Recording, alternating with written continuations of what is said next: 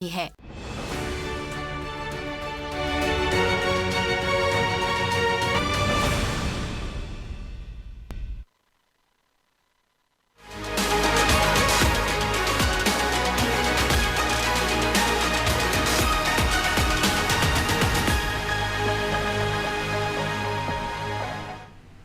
नमस्कार, मैं हूं अमृता निमेशन और आप देख रहे हैं अनादि टीवी। देश भर में मानसून एक्टिव हो गया है। मध्य प्रदेश में मानसून ने जोरदार एंट्री की है। रविवार को सीजन की सबसे तेज बारिश हुई। 2 घंटे में ही 3 इंच पानी बरस गया। मानसून के एक्टिव होने से बिजली गिरने के मामले भी बढ़ सकते हैं, इसलिए मौसम विभाग ने एडवाइजरी जारी कर दी है। मानसूनी गतिविधियां पूरे छत्तीसगढ़ में सक्रिय हैं और आने वाले 1 हफ्ते तक प्रदेश के अलग अलग हिस्सों में भारी बारिश के आसार भी व्यक्त किए जा रहे हैं। उत्तर प्रदेश की अगर बात करें तो उत्तर प्रदेश में बारिश का अलर्ट जारी किया गया है। मानसून पूरे प्रदेश में एक्टिव हो चुका है। झांसी में आज 1 घंटे तक लगातार बारिश हुई। 25 जिलों में भारी बारिश, जबकि बाकी में सामान्य बारिश का अनुमान लगाया जा रहा है। वहीं उत्तराखंड में मानसून की अगर बात की जाए तो उत्तराखंड में भी मानसून ने जोरदार एंट्री की है, जिसके चलते पहाड़ी और मैदानी इलाकों में रुक रुक कर जोरदार बारिश का दौर जारी है। बारिश के चलते केदारनाथ यात्रा बाधित हो गई है। सोनप्रयाग में यात्रियों को केदारनाथ जाने से रोक दिया गया है। भारी बारिश के चलते सड़कें पानी से लबालब हो चुकी हैं, जिससे लोगों को काफी परेशानियों का सामना करना पड़ रहा है। तो देखिए, बारिश ने जोरदार एंट्री कर दी है। सिर्फ मध्य प्रदेश में नहीं, पूरे देश भर में बारिश की जोरदार एंट्री देखने को मिल रही है और जिसके चलते मध्य प्रदेश में खासा दिक्कतों का जो सामना है वो करना पड़ रहा है। और 40% इलाके ऐसे हैं जहां पर साफ सफाई नहीं की गई है, तो कहीं ना कहीं निगम की एक बड़ी लापरवाही देखने को मिली है। चलिए अब बात कर लेते छत्तीसगढ़ की। इस वक्त हमारे साथ छत्तीसगढ़ से संवाददाता करिश्मा सोनी जुड़ चुकी है। करिश्मा, छत्तीसगढ़ की अगर बात की जाए तो छत्तीसगढ़ में पहली बारिश के बाद किस तरह का नजारा देखने को मिल रहा है?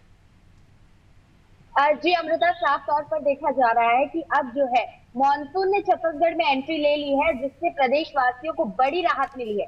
देखा जा सकता है 2 दिन से रायपुर राजधानी की अगर बात करें तो लगातार भारी वर्षा यहाँ पर हो रही है और रात भर यहाँ पर पानी गिरता है और नमी भरी हवाएं जो है वो लगातार चल रही है, जिससे देखा जा सकता है कि प्रदेशवासियों को काफी राहत मिली है। पिछले महीने हमने देखा कि भीषण गर्मी पड़ रही थी, लू के चपेटे में लोग आ रहे थे, लगातार जिला अस्पतालों में मरीजों की संख्या बढ़ रही थी। लेकिन अब देखा जा सकता है कि मानसून ने एंट्री ले लिया है, जिसकी वजह से बड़ी राहत लोगों को मिली है। जिलों की अगर बात करें तो 12 जिलों से ज्यादा में देखा जा सकता है कि अलर्ट जारी किए हुए हैं और देख सकते हैं कि लगातार रायपुर में भी जो है अलर्ट जारी किया गया है भारी वर्षा को लेकर के। लगातार देख सकते हैं कि भारी वर्षा पूरे प्रदेश में हो रही है। सुकमा की अगर बात करें तो सुकमा में जितने भी लगे हुए जिले हैं उसमें भी रेड और येलो अलर्ट जारी किया गया है। रेड अलर्ट की बात करें तो 12 जिलों में रेड अलर्ट जारी किया गया और 4 से ज्यादा जिलों में येलो अलर्ट जारी किया गया है। मौसम विभाग की यही हिदायत है कि अब जो है लगातार बारिश होने वाली है और हवाएं जो चल रही है नमी भरी, जो कि बंगाल की खाड़ी की तरफ से आती है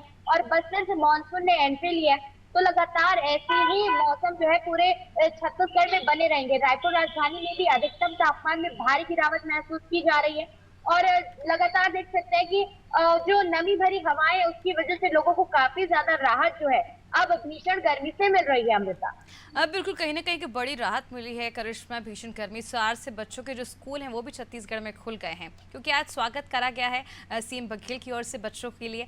तो किस तरह का जो उत्साह है बच्चों में देखने को मिल रहा है, क्योंकि भारी गर्मी की वजह से, भीषण गर्मी की वजह से कहीं ना कहीं स्कूल जो है उनकी जो तारीखें बढ़ा दी गई थी, लेकिन अब मानसून के साथ स्कूल खुले हैं, तो कैसी राहत जो अभिभावक हैं और जो बच्चे हैं वो महसूस कर रहे हैं?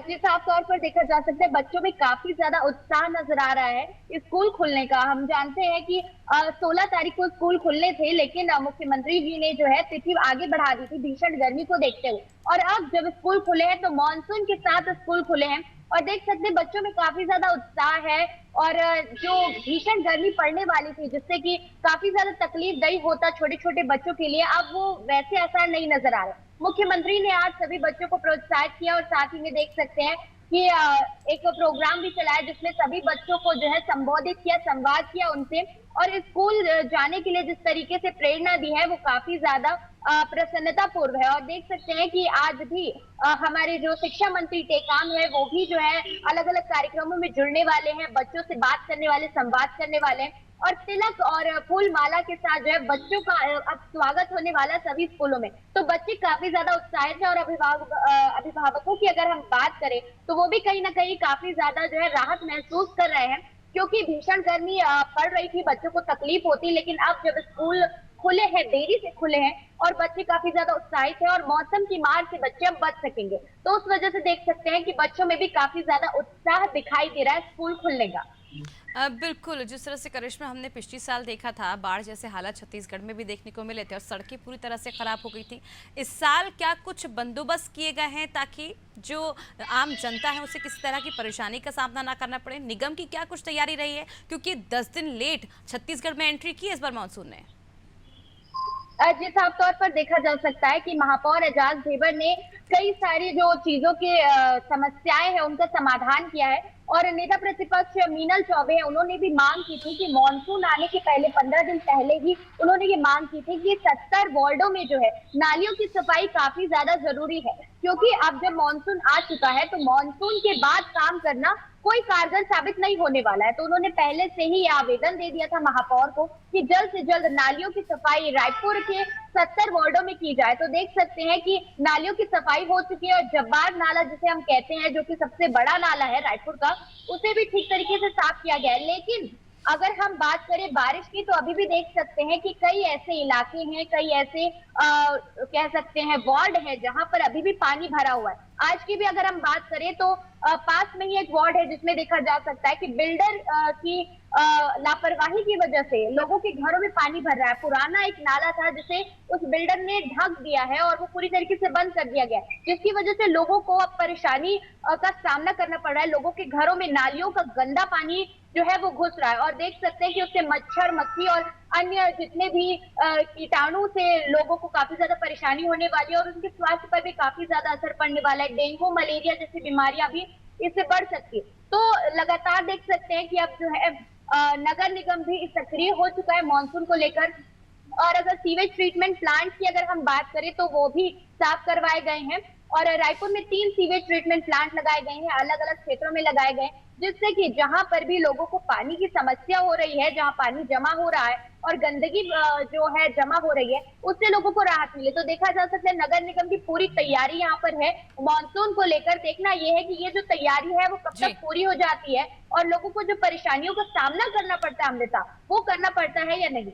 तो बिल्कुल मिला जुला के जो पिछली बार गलतियां की गई थी निगम के द्वारा, कहीं ना कहीं उसे सबक लेकर इस पर जो तमाम तैयारियां वो पहले से ही कर दी गई हैं और जो बाकी की तैयारियां हैं वो दुरुस्त की जा रही हैं ताकि आम जनता जो है उससे परेशानी का सामना ना करना पड़े। बहुत बहुत शुक्रिया करिश्मा तमाम जानकारी के लिए। तो देखिए छत्तीसगढ़ की हमने बात की, तो छत्तीसगढ़ को अगर देखा जाए तो छत्तीसगढ़ में 10 दिन लेट जो है मानसून एंट्री की और इसे लेकर तमाम व्यवस्था है वो निगम की ओर से कर ली गई है। प्रशासन भी पूरी तरह से मुस्तैदी से काम कर रहा है ताकि किसी भी तरह की जो दिक्कत है, परेशानी है, मौसमी बीमारियां जो होती हैं उससे भी कहीं ना कहीं सामना करना पड़ता है आम जनता को, उस पर भी कहीं ना कहीं अब कंट्रोल किया जाएगा। पिछली बार हमने देखा था किस तरह से बाढ़ जैसे हालात बने थे और उसके बाद सड़कें बुरी तरह से खराब हो गई थी, आम जनता को तमाम तरह की परेशानियों का सामना करना पड़ता। लेकिन इस बार पिछली बार से सबक लेकर इस बार प्रशासन ने पहले ही जो इंतजाम है वो पुख्ता कर लिए। निगम ने नालों की सफाई करवा ली है ताकि किसी भी तरह की जो बीमारियां हैं वो जल्दी से उत्पन्न ना हो और आम जनता जो है वो मॉनसून से इतना ज़्यादा परेशान ना हो, जिससे कहीं ना कहीं जो एक्सीडेंट्स होते हैं वो बढ़ जाते हैं सड़कों की वजह से, गड्ढों की वजह से। अब इस पर भी कार्य किया गया क्योंकि 10 दिन लेट मॉनसून पहुंचा है तो छत्तीसगढ़ में ज़्यादा समय भी मिल गया है निगम को, जिसके चलते ये कार्य कर लिए गए हैं और अब यही उम्मीद की जा रही है कि इस बार जनता को उन परेशानियों से ना गुजरना पड़े जो पिछली साल हमने देखी थी। चलिए अब रुक कर लेते उत्तराखंड का, जहां से हमारे साथ संवाददाता सोनू जुड़ चुके हैं। सोनू, उत्तराखंड की अगर बात की जाए तो उत्तराखंड में भी मानसून ने एंट्री कर ली है, क्या कुछ नज़ारा देखने को मिल रहा है और किस तरह की जो व्यवस्था है वो निगम की ओर से की गई? देखिए, मानसून के दस्तक देने के बाद जो पहली बारिश हुई है उसने आम जनजीवन प्रभावित कर दिया है और जो नगर निगम के तमाम इंतजामात किए जाने के दावे किए जा रहे थे वो फेलियर साबित हुए हैं। लिहाजा सरकार के मुखिया ने गंभीरता से लेते हुए मुख्यमंत्री ने आपदा प्रबंधन कंट्रोल रूम का औचक निरीक्षण किया और न सिर्फ स्थितियों का जायजा लिया बल्कि कई जिलों के जिलाधिकारियों से मुख्यमंत्री ने फोन पर बातचीत की और अपडेट लिया और साफ तौर पर यह हिदायत दी है कि जो भी उत्तराखंड के पर्वतीय क्षेत्र हैं, पर्वतीय क्षेत्रों में जो अति संवेदनशील इलाके हैं वहां पर जो है वो जेसीबी को तैनात किया जाए और विद्युत आपूर्ति ठप ना हो। ग्रामीण क्षेत्रों का जनपद मुख्यालयों से भारी वर्षा के चलते संपर्क बाधित ना हो और विभाग के अधिकारी एक दूसरे से समन्वय स्थापित करें। इसके साथ साथ जो अहम पहलू है जिस पर मुख्यमंत्री ने फोकस किया कि जो भी उत्तराखंड चारधाम यात्रा करने के लिए लोग श्रद्धालु के तौर पर श्रद्धालु के रूप में यहाँ पहुंच रहे हैं, उनको यात्रा के दौरान मौसम का मिजाज बदलने पर परेशानियों का सामना न करना पड़े, इसको भी सुनिश्चित कर लिया जाए। लिहाजा जो स्मार्ट सिटी के तहत जो कार्य किए जा रहे हैं वो भी पूरे नहीं हुए, तो ऐसे में राजधानी वासियों को परेशानियों का सामना करना पड़ रहा है। और जो उत्तराखंड के मैदानी क्षेत्र हैं जैसे हरिद्वार है, देहरादून है, उधम सिंह नगर है, कई इन जनपदों के कई ऐसे इलाके हैं जहाँ पर जलभराव देखने को मिला है, लोग परेशान हो रहे हैं और खास तौर पर जल की निकासी नहीं हुई है और इसकी जिम्मेदारी सिर्फ और सिर्फ नगर निगम प्रशासन की और नगर निगम प्रशासन के स्तर से जो कार्य किए जा रहे थे वो भी पूरी तरह से पूरे नहीं हो पाए। लिहाजा ऐसे में आने वाले समय में ये आप मान लीजिएगा कि शहर के लोगों को बरसात के दौरान परेशानियों का सामना करना पड़ेगा। अब देखना होगा कि सरकार के जो उच्च स्तरीय अधिकारी हैं, जैसे मुख्यमंत्री ने गंभीरता दिखाई, वो अधिकारी आखिर नगर निगम के इन कार्यों को कम से कम समय में कैसे पूरा कर पाएंगे ताकि लोगों को परेशानी ना हो। तो इसके अलावा जो चारधाम यात्रा है वो प्रभावित ना हो, अलग अलग स्थानों पर जिलाधिकारी जो है वो समय की स्थिति को देखते हुए, मौसम के मिजाज को देखते हुए जो है वो यात्रियों को सुरक्षित स्थानों पर ठहराते हैं और जैसे ही मौसम अनुकूल होता है तो फिर यात्रा को आगे बढ़ाते हैं। तो यात्रा प्रबंधन तंत्र और मजबूत किया जाए और खास तौर पर अधिकारी और कर्मचारी अलर्ट रहें, मुस्तैद रहें। अब देखना होगा सरकार के मुखिया के निर्देश के बाद सरकारी तंत्र आखिर कितना सतर्क और अलर्ट नजर आएगा।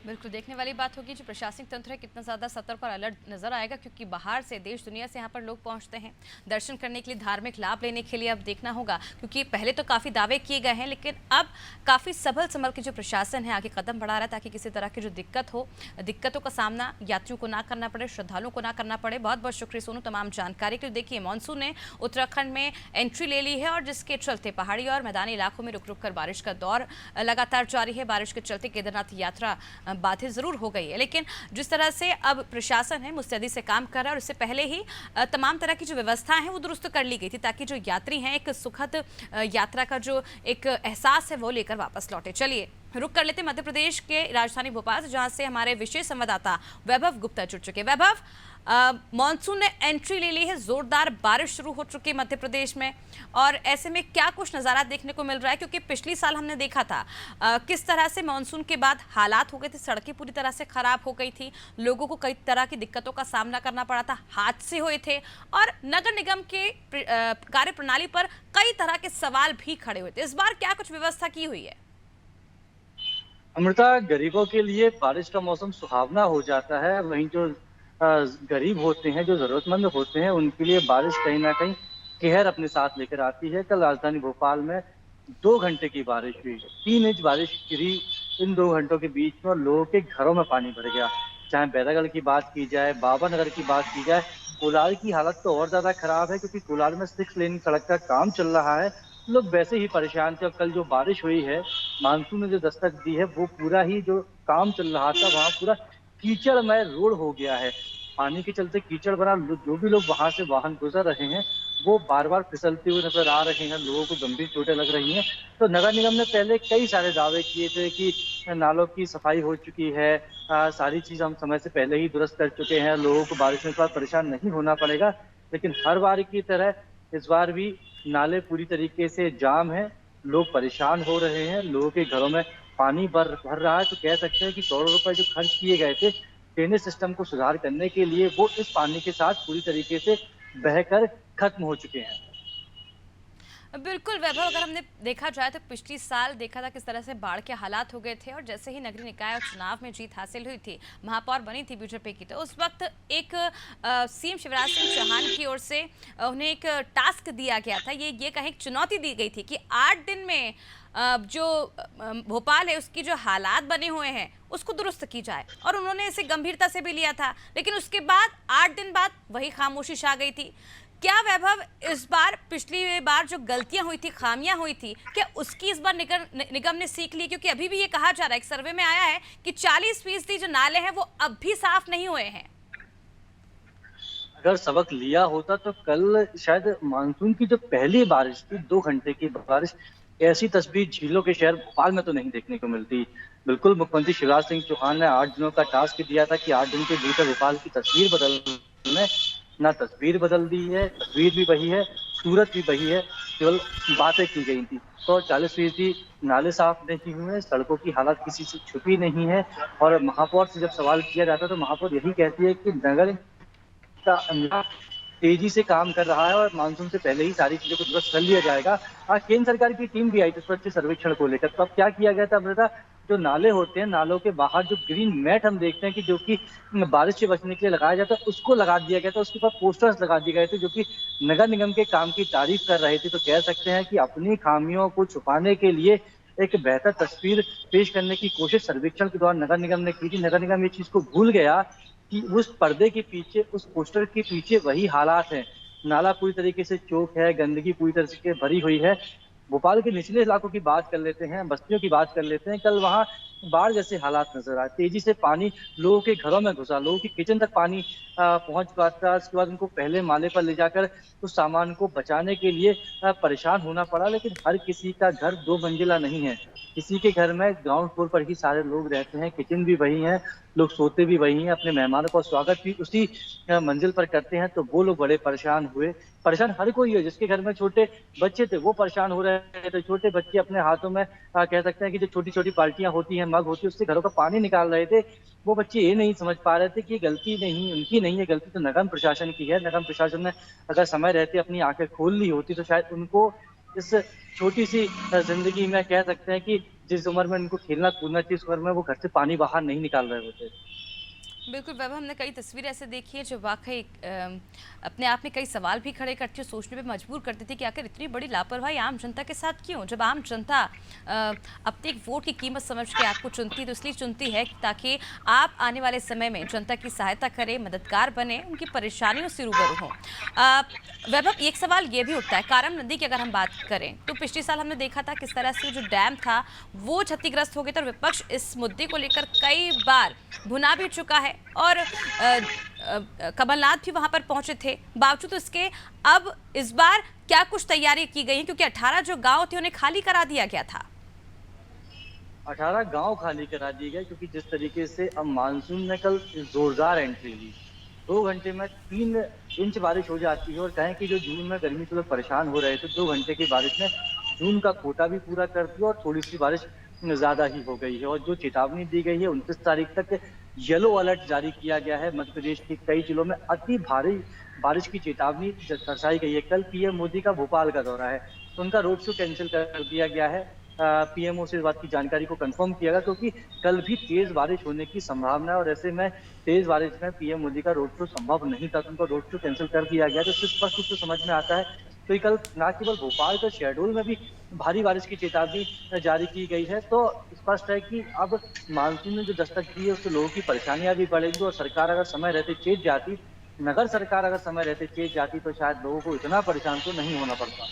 बिल्कुल, जिस तरह से वैभव आपने पीएम मोदी के दौरे का जिक्र किया तो आपको बता दूं मैं, जिस तरह से व्यवस्थाएं की गई हैं ट्रैफिक को लेकर वो काफ़ी ज़्यादा खराब व्यवस्थाएं की गई हैं। जो लोग हैं बहुत परेशान हो रहे हैं, एक तो बारिश का दौर, ऊपर से जो 2 पहिया वाहन में लोग सवार हो रहे हैं उनके लिए भी एक बड़ी परेशानी का सबब है। घंटों तक लाइनों में खड़ा होना पड़ रहा है। ना केवल अमृता 2 पहिया बल्कि 4 पहिया वाहन वाले भी परेशान है क्योंकि पीएम मोदी कल आने वाले हैं तो लगातार मॉक ड्रिल की जा रही है। जिस रास्ते से पीएम मोदी का काफिला गुजरेगा उसकी तरफ बैरिकेडिंग कर दी गई है और बार बार जो पुलिस की गाड़ियां आ रही हैं जा रही हैं, जिसके चलते जो आमजन है, जिन्हें व्यापार के चलते, जिन्हें स्कूल कॉलेजेस, क्योंकि आज सोमवार का दिन है और सोमवार से ऑफिस चलना शुरू हो जाते हैं। कल लोग कम परेशान हुए थे क्योंकि कल छुट्टी थी, आज सोमवार है। आज मुझे भी परेशान होना पड़ा जब मैं दफ्तर की ओर आ रहा था, करीबन आधे घंटे में ट्रैफिक जाम में फंसा रहा। जब मैंने जिम्मेदारों से पूछने की कोशिश की तो ऐसे सभी लोग परेशान हो रहे, वो कहते हैं कि हम क्या कर सकते हैं, पीएम मोदी का कॉल है, मॉक ड्रिल की जा रही। तो इस तरह से अगर जनप्रतिनिधि भोपाल आएंगे, राजधानी आएंगे और जनता को ही परेशान होना पड़ेगा तो कहीं ना कहीं जनता के लिए दोहरी परेशानी हो जाती है। एक बार वोट चुन के वो सरकार को चुनते हैं, दूसरी ओर उसी सरकार के जो नुमाइंदे वरिष्ठ नेता आते हैं उनके शहर में तो फिर उनको ट्रैफिक जाम के चलते परेशान होना पड़ता है। चलिए, बहुत बहुत शुक्रिया वैभव तमाम जानकारी। तो देखिए किस तरह से मानसून ने जोरदार एंट्री की है मध्य प्रदेश में, उसी के चलते कल पीएम मोदी आने वाले हैं और पीएम मोदी के आने की वजह से यहाँ पर जो ट्रैफिक है उसकी व्यवस्थाएं दुरुस्त नहीं की गई, जिसके चलते आम लोगों को काफ़ी दिक्कतों का सामना करना पड़ रहा है। घंटों लाइनों में खड़ा होना पड़ रहा है। जो मार्ग है उन्हें पूरी तरह से बंद कर दिया गया है। कई ऐसे इलाके जिन्हें बंद किया गया और लोगों को आवाजाही करने में काफ़ी ज़्यादा दिक्कतों का सामना करना पड़ रहा है। एक तो बारिश और उसके बाद पीएम मोदी के आगमन की वजह से जो आम जनता है वो बुरी तरह से पिस रही है। कई बार सीएम ने बैठक भी ली है, बावजूद इसके आखिर जो व्यवस्था है वो दुरुस्त क्यों नहीं की गई, ये अपने आप में एक बड़ा सवाल है और उन अधिकारियों पर भी सवाल उठते हैं जिन्होंने इन व्यवस्थाओं पर चूक की है और लोगों को घंटों इंतजार करना पड़ रहा है। लोग अपने जरूरी काम के चलते पहुंच नहीं पा रहे हैं समय पर और बारिश की वजह से भी लोगों की जो सेहत है उस पर बुरा असर पड़ रहा है। तो देखना होगा जिस तरह से मानसून आने से पहले निगम ने एक बड़े बड़े दावे किए थे कि नदी नाले जो हैं वो पूरी तरह से साफ कर दी गए हैं। इस बार लोगों को परेशानियों का सामना नहीं करना पड़ेगा। हमने पिछली बार देखा था किस तरह से बाढ़ जैसे हालात बने थे मध्य प्रदेश में और लोग इसके बीच में एक बड़ी समस्या के बीच फंस गए थे। लोगों के घरों में पानी घुस गया था, सड़कें जो थी उसमें गड्ढे हो गए थे, सड़कें कई जगह की टूट भी गई थी, कई बांध टूट गए थे, जिससे कई तरह के जो हादसे हैं वो भी हुई थी, कई लोगों की जान भी चली गई थी। लेकिन इस बार मानसून की एंट्री के साथ ही एक बार फिर निगम की पोल खुल गई है। 40% नाले जो हैं अब भी साफ नहीं है। मानसून की पहली बारिश से ही E7 से लेकर बाग सेवनी और करौन तक के जो इलाके हैं वो पूरी तरह से पानी में भर गए थे। देखिए 3 इंच पानी भरा कल और जो पोल है निगम की वो पूरी तरह से खुल गई। कि बड़े बड़े दावे जो निगम की ओर से की गए कि पिछली बार से सबक लेकर इस बार जो समस्याएं हैं वो लोगों को नहीं होंगी, लेकिन हालात जस के तस है।